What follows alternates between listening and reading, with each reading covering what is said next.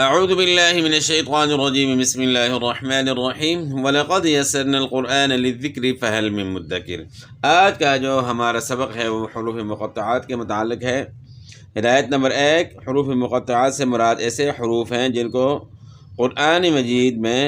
علیحدہ علیحدہ پڑھا جاتا ہے۔ حروف مقطعات قرآن کی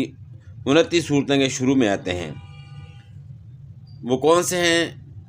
اب اس کی مشق کرتے ہیں۔ الف کو آپ نے نہیں کھینچنا، جس حرف کے اوپر مد ہے اس کو آپ نے کھینچنا ہے، اور میم کے اوپر آپ نے مد کرنا ہے یعنی کھینچنا ہے، اور میم کے اندر غنہ بھی ہوگا، میم مشدد میں غنہ بھی ہوتا ہے۔ الف لام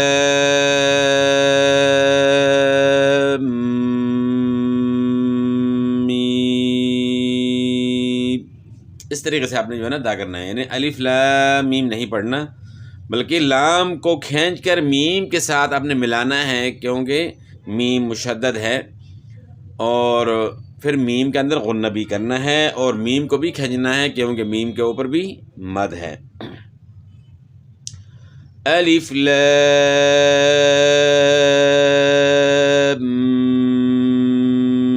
میم صاد، لام کو میم کے ساتھ ملا کر میم میں غنہ بھی کرنا ہے۔ الف لام را، را کے اوپر کھڑا زبر ہے تو اس کو ایک الف سے زیادہ آپ نے نہیں کھینچنا۔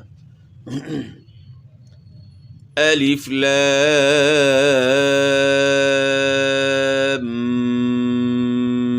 میم را، یعنی لام و میم کو آپ نے زیادہ کھینچنا ہے، اور را کو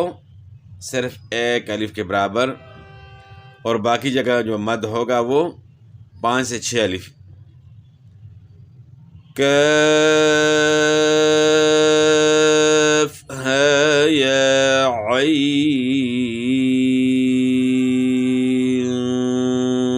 صاد،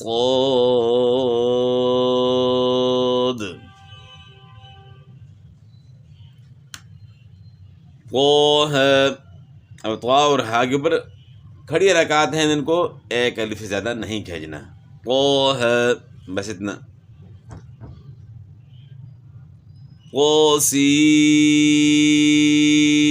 طاسیم میم، طاسین یاسین، جہاں کھڑا زبر ہے اس کو آپ نے صرف ایک الف کی مقدار کے برابر کھینچنا ہے، اور جہاں مد کا نشان ہے اس کو زیادہ کھینچنا ہے۔ صاد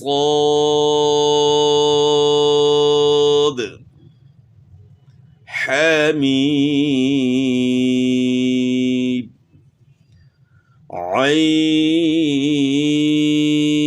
عین سین قاف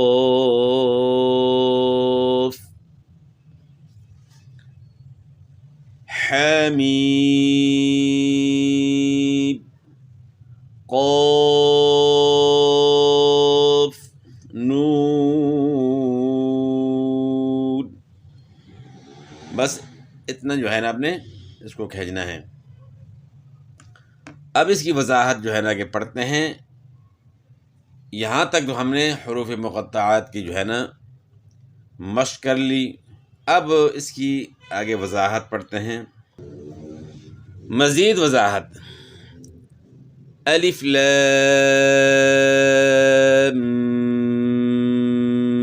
میم، اس میں جو میم ہے الف کے لام پر 5 یا 6 الف کے برابر مد کرنا ہے، اس کے بعد پھر کیا کرنا ہے، لام کی میم ساکن کا بعد والی میم میں ادغام کے ساتھ ساتھ ایک الف کے برابر غنہ، پھر میم پر اسی طرح مد ہوگی۔ تو وہاں میں نے اس کی وضاحت کر دی تھی کہ میم میں غنہ بھی کرنا ہے اور اوپر مد کا نشان ہے، تو اس کو جو ہے نا 5 سے 6 الف کھینچنا بھی ہے۔ اس طرح طاسیم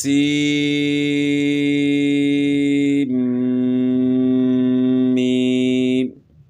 اس میں جو ہے طا پر 1 الف کے برابر مد، پھر سین پر 5 یا 6 الف کے برابر مد کے بعد سین کے نون ساکن میں جو ہے ادغام کے ساتھ ساتھ 1 الف کے برابر غنہ، پھر میم پر اسی طرح مد ہوگی، اسی طرح کاف ہا یا عین صاد کی جو ہے نا عین کے نون پر، اور اس طرح حا میم عین سین میں جو ہے نا عین اور سین کے نون مد کے بعد اخفا مع الغنہ بھی ہوگا، اخفا مع الغنہ بھی ہوگا، یعنی عین سین قاف، یعنی عین یہاں جو ہے نا اخفا کرنا ہے اپنے، یعنی عین اس طرح صرف نہیں پڑھنا، بیچ میں اخفا بھی ہوگا، یہاں نون ساکن آئے گا تو عین کے بعد، اور اس طرح سین کے اندر جو نون آئے گا اس میں بھی جو ہے آپ نے جو ہے نا اخفا کرنا ہے، سین قاف،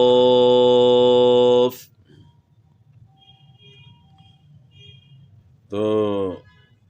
اس طریقے سے جو ہے نا ان کو ادا کرنا ہے۔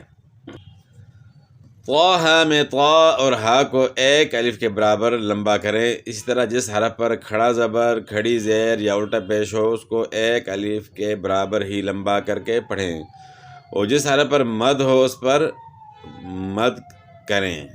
بعض لوگ کھڑا زبر، کھڑی زیر، الٹا پیش کو اس کی اصل مقدار سے بڑھا کر پڑھتے ہیں، یہ بالکل غلط ہے۔ کھڑا زبر، کھڑی زیر اور الٹا پیش کی مقدار 1 الف ہے، ان کو 1 الف کے برابر ہی کھینچ کر پڑھنا چاہیے۔ تو یہ آج کا جو ہمارا سبق تھا، اس میں جو ہے نا ہم نے الحمدللہ قرآن پاک کے بعض صورتوں کے شروع میں جو ہے نا یہ الفاظ آتے ہیں، تو ان کا پڑھنے کا طریقہ جو ہے اس پہ جو غلطیاں ہوتی ہیں لوگوں سے، وہ اس کی بھی جو ہے نا بیچ میں وضاحت ہو گئی ہے، یعنی اشاد چھوڑ دیتے ہیں، الف لام میم جو ہے نا یہاں اشاد چھوڑ جاتے ہیں، اور غنہ بھی چھوڑ جاتے ہیں، تو اسی طرح جو ہے نا یہاں جو ہے بیچ میں اخفا مع الغنہ بھی ہوگا، تو اس کا بھی جو ہے نا بیچ میں خیال کرنا ہے۔ اور اس کی مقدار کے بارے میں بھی جو ہے نا ہم نے جان لیا کہ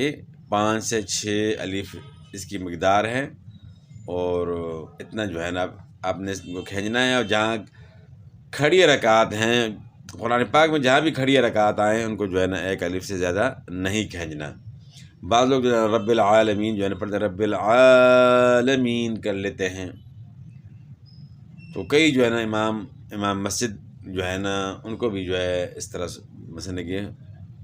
سنا گیا ہے کہ وہ اس طریقے سے جو ہے نا ادا کر جاتے ہیں، رب العالمین کر لیتے ہیں، تو یہ غلطی ہے۔ 1 الف سے زیادہ جو ہے نا کھڑی رکعت کو نہیں لمبا کرنا، اس سے کم بھی نہیں، اس سے زیادہ بھی نہیں۔ جہاں آپ جو ہے نا مد کا نشان دیکھتے ہیں، تو وہاں جو ہے نا پھر جس طرح یہاں جو ہے مد کا نشان لام کے اوپر بنا ہوا ہے، میم کے اوپر بنا ہوا ہے، اس صورت میں جو ہے نا اگر باقی مقدار کی زیادہ سمجھ نہ آتی ہو تو بس یہ سمجھیں کہ زیادہ کھینچنا ہے، اور کھڑی رکعات کو اور حروف مدہ کو 1 الف، اور جہاں مد کا نشان ہوگا اس کو زیادہ کھینچنا ہے۔ تو یہ تھا آج کا ہمارا سبق، امید کرتا ہوں کہ آپ نے جو ہے ذہن نشین کر لیا ہوگا، تو باقی انشاءاللہ کل کے سبق میں انشاءاللہ پھر حاضر ہوں گے۔ والسلام۔